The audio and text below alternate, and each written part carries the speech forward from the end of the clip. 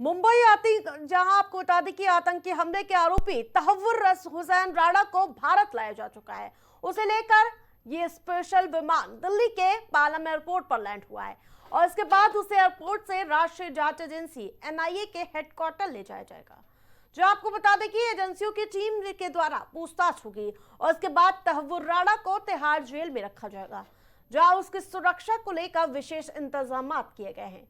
लेकिन इसी बीच पाकिस्तान ने तहव्वुर राणा के प्रत्यर्पण करने से पहले ही अपना पल्ला झाड़ लिया है।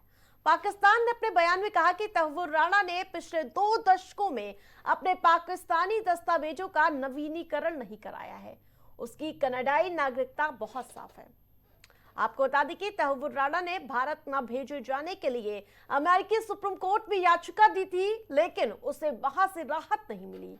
कसाब के बाद राणा के इस तरह भारत लाए जाने पर लोग अब कयास लगा रहे हैं कि शायद जल्द ही हाफिज सईद पर भी गाज गिरने वाली है।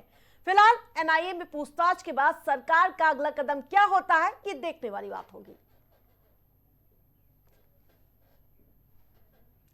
और इस खबर पर हमारे साथ भारतीय जनता पार्टी से श्याम सलोने वशिष्ठ जुड़ चुके। बहुत बहुत स्वागत है सर आपका प्राइम टीवी में।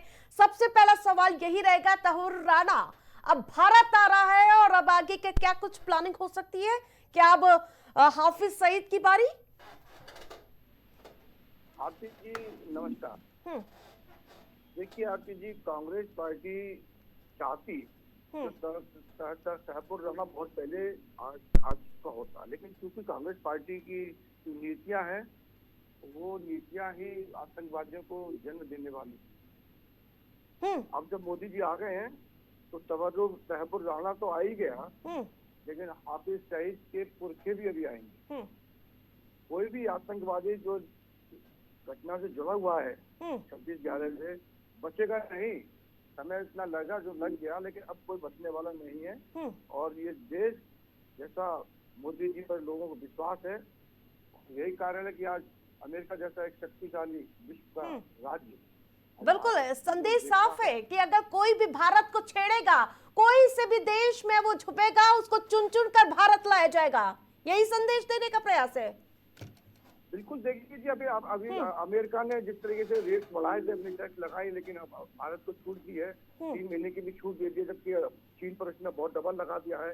तो ये मोदी जी की ताकत है, एक दृढ़ विश्वास है, आत्मविश्वास है कि हम लोग किसी से झुकने वाले। अब ये वो भारत नहीं है, ये मोदी जी का भारत है, मोदी जी के सत्ता का भारत है और ये सनातनी भारत है। अब ये झुकने वाला नहीं है। और लोगों ने जो घटना घटी थी, जिस तरह से आतंकवाद के नाम पर जो तहस नहस किया था, उन सबसे बदला लिया जाएगा। और हाफिज सईद, जिसको कांग्रेस के नेता हाफिज साहब कहते थे, सईद साहब कहते थे, वो सब लोग अब नेस्तनाबूद होने वाले हैं, क्योंकि अब एनआईए की कड़ी सुरक्षा में ये वो राज निकाले जाएंगे कि कौन कौन लोग इसमें शामिल रहे।